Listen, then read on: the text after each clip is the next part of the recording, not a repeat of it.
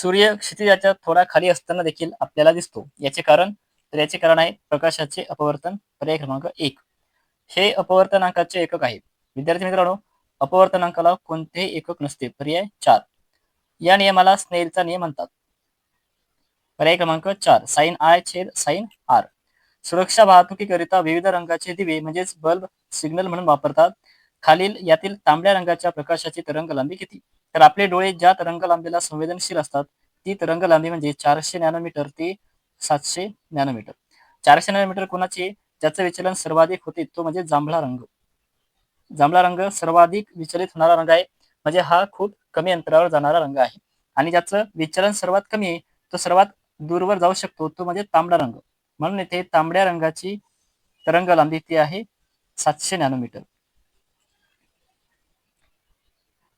हवेच्या काचेचा संदर्भात असलेला अपवर्तनांक 2/3 असल्यास काचेचा हवेच्या संदर्भातील असलेला अपवर्तनांक किती? तर हा असतो याच्या व्यस्त म्हणजे 3/2. पदार्थ माध्यमात प्रकाशाचे आपल्या घटक रंगात पृथक्करण होण्याच्या प्रक्रियेला काय म्हणायचं? तर पृथक्करण म्हणजे वेगवेगळे होणे, तर प्रकाशाचे अपस्करण. प्रकाश एका पारदर्शक माध्यमातून दुसऱ्या पारदर्शक माध्यमात जाताना त्याची मार्गक्रमणाची दिशा बदलते. यालाच काय म्हणतात? याला प्रकाशाचे अपवर्तन. ठीक आहे. भिंगातून जाताना प्रकाश किरणाचे किती वेळा अपवर्तन होते? तर 2 वेळा अपवर्तन होते.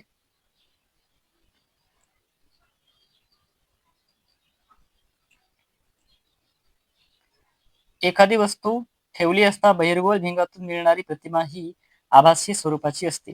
तर आभासी स्वरूपाची मिळणारी प्रतिमा म्हणजे जेव्हा वस्तू नाभी F1 व प्रकाशीय मध्य O यांच्या दरम्यान ठेवली जाते तेव्हा जी मिळणारी प्रतिमा ही आभासी असते. ठीक आहे. बाकी अनंत अंतरावर 2F1 वर नाभी F1 वर ठेवली तर ही वास्तव स्वरूपाची असते, रिअल अँड इन्व्हर्टेड. बहिर्गोल भिंगाच्या 2F1 वर एखादी वस्तू ठेवली असता त्याची प्रतिमा कुठे मिळते? 2F1 हा जो बिंदू आहे हा मुख्य अक्षावर असलेला बिंदू आहे, म्हणून त्याची प्रतिमा सुद्धा मुख्य अक्षावर म्हणजेच 2F2 वर मिळणार. मुख्य अक्षाला समांतर असणारी नंतर बुबुळाच्या मध्यभागी बदलत्या व्यासाचे एक छोटेसे छिद्र असते, त्यालाच डोळ्याची काय म्हणतात? नेत्रचेता, पारपटल, दृष्टिबिंब, बाहुली. बरोबर उत्तर आहे बाहुली. निरोगी मानवी डोळ्यासाठी निकट बिंदू डोळ्यापासून किती अंतरावर असतो? तर पर्याय 3, 25 सेंटीमीटर इतक्या अंतरावर असतो. भिंगे नेहमी आभासी व खूपच छोटी प्रतिमा तयार करतात. बरोबर उत्तर आहे पर्याय क्रमांक 3, द्विअंतर्वक्र. डोळ्यातील स्नायू शिथिल असताना निरोगी डोळ्याकरिता डोळ्याच्या भिंगाचे नाभी अंतर सुमारे एवढे असते. ऑप्शन 1, 2 सेंटीमीटर इतके असते. एका विशिष्ट काचेच्या भिंगासाठी F बरोबर 0.5 आहे एवढीच माहिती एका विद्यार्थ्याला देण्यात आली आहे. त्यावरून त्याला दिलेले भिंग कोणत्या प्रकारचे आहे हे शोधून भिंगाची शक्ती काढायचे, तर त्याचे उत्तर किती असेल? बघा, आता भिंगाची शक्ती काढण्याचं सूत्र म्हणजे P बरोबर 1/F आहे. F ची किंमत दिलेली आहे 0.5. मग खाली 10 ने गुणलं तर वर 10 ने गुणा, म्हणजे वर 10 येतील आणि खाली 5. ठीक आहे. 10 ला 5 ने भाग दिला उत्तर 2 येते. आता पर्याय बघूया आपण. आणि शक्ती किती आली? तर शक्ती येते 2 डायोप्टर. बघा, फक्त एकाच पर्यायामध्ये दिलेला आहे, म्हणजेच पर्याय क्रमांक 1 शक्ती प्लस 2 डायोप्टर आणि बहिर्वक्र भिंग.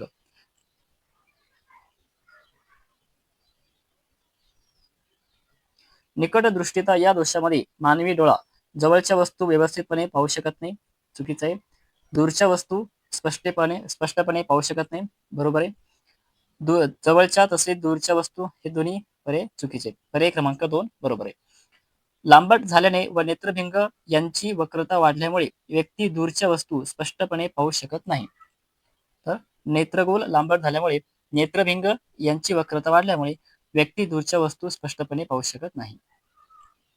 दूरदृष्टीता दोषामध्ये मानवी डोळा, आता दूरदृष्टीता दोषामध्ये काय होते? तर यामध्ये दूरच्या वस्तू व्यवस्थित पाहू शकतो. ठीक आहे, म्हणजे हा पहिलाच पर्याय बरोबर आहे. हा दोष दूर करण्यासाठी द्विनाभीय भिंगाची आवश्यकता असते, तर ते असते प्रेस बायोपिया म्हणजेच वृद्ध दृष्टीता. साधा सूक्ष्मदर्शीच्या सहाय्याने किती पट मोठी प्रतिमा मिळविता येते? 20 पट. हा कमी नाभीय अंतर असलेल्या 2 बहिर्गोल भिंग यांच्या संयोगाने बनलेला असतो. पर्याय 2 संयुक्त सूक्ष्मदर्शिका. ब्रॉन्झ हे कोणत्या धातूंचे संमिश्र आहे? तांबे आणि कथील. लोखंड व निकेल क्रोमियम यांचे संमिश्र कोणते आहे? Stainless steel. हे आम्लारीधर्मी ऑक्साईड आहे. बघा. तर पर्याय क्रमांक 2. धातूचे ऑक्साईड हे कसे असतात? आम्लारीधर्मी असतात आणि अधातूचे असतात आम्लधर्मी. मग इथे धातू आहे, ठीक आहे, अल्युमिनियम धातू आहे, पण हा याचं नेचर आहे उभयधर्मी, हे लक्षात ठेवा. इथे धातू असून याचं नेचर आहे उभयधर्मी, ठीक आहे. अल्युमिनियम ऑक्साईड उभयधर्मी आहे, तर धातूचे ऑक्साईड हे कसे असतात? आम्लारीधर्मी असतात. अल्युमिनाचे विद्युत अपघटनिक क्षपन करताना एनोड म्हणून वापरतात. तर ग्राफाइट. लोखंड हे पर्यायापैकी तुम्हाला सांगायचं आहे. यासाठी आपल्याला रिएक्टिव्हिटी सिरीज माहीत असणे आवश्यक आहे.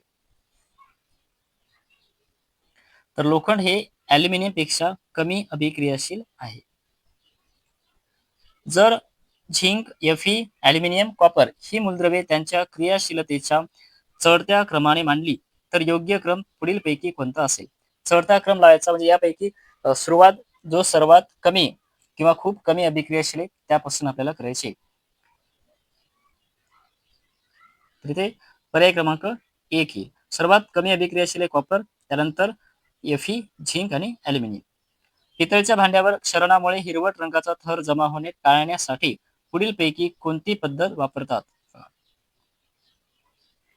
तर संमिश्रीकरण. संमिश्रीकरण नाही, याचं उत्तर आहे कथिलीकरण. विल्फली टेबल पद्धतीत मृदा अशुद्धी वेगळ्या करण्यासाठी कोणती पद्धत वापरतात? बरोबर उत्तर आहे गुरुत्वीय. अल्युमिनियम ऑक्साईड हे रिकामी जागा आहे. आताच आपण पाहिलं अल्युमिनियम ऑक्साईड म्हणजेच Al2O3 आणि याचं नेचर कसं आहे? याचा आहे उभयधर्मी म्हणजेच एम्फोटेरिक. अल्युमिनियमचा अणुक्रमांक, आता अणुक्रमांक किती आहे?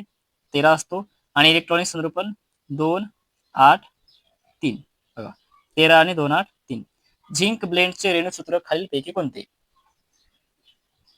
झिंक ब्लेंड आहे ZnS. त्यानंतर कॉपर पायराइट जर विचारलं तर कॉपर पायराइट असतो CuFeS2 आणि स्टॅनिक ऑक्साईड म्हणजेच SnO2 हा आहे स्टॅनिक ऑक्साईड आणि हा आहे कॉपर पायराइट. मध्यम अभिक्रियाशील धातूंचे निष्कर्षण डॅश व डॅश या पद्धतीने करतात. पर्याय क्रमांक 1 भाजणे व निस्तापन. चांदीचे क्षरण झाल्यामुळे काळ्या रंगाचा डॅश थर जमा होतो. तर सिल्वर सल्फाइड याचं रेणूसूत्र आहे Ag2S. लोखंड व स्टीलचे क्षरण रोखण्यासाठी ही पद्धत वापरतात. पर्याय क्रमांक 4 जस्त विलेपन. आम्लराज तयार करताना संवाद हायड्रोक्लोरिक व डॅश आम्ल मिसळतात. संवाद हायड्रोक्लोरिक व कोणतं? तर पर्याय 2 नायट्रिक आम्ल. बघा, संवाद हायड्रोक्लोरिक आम्ल म्हणजेच HCl आणि नायट्रिक आम्ल म्हणजेच HNO3. त्यानंतर यांचं प्रमाण पण विचारतात. प्रमाण असते 3:1. हे लक्षात ठेवा, याचं प्रमाण बऱ्याच वेळा आलेलं आहे.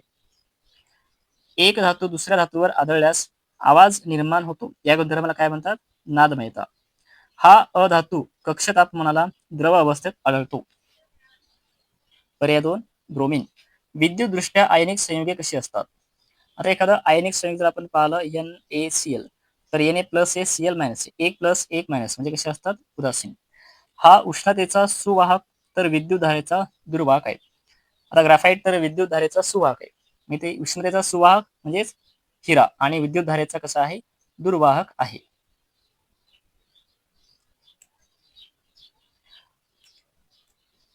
हा सर्वात कमी क्रियाशील धातू आहे. तर सर्वात तळाशी असणारा कोणता आहे? सोने. पर्याय क्रमांक 4. हा पदार्थ पाण्यामध्ये हिरवा रंग तयार करतो.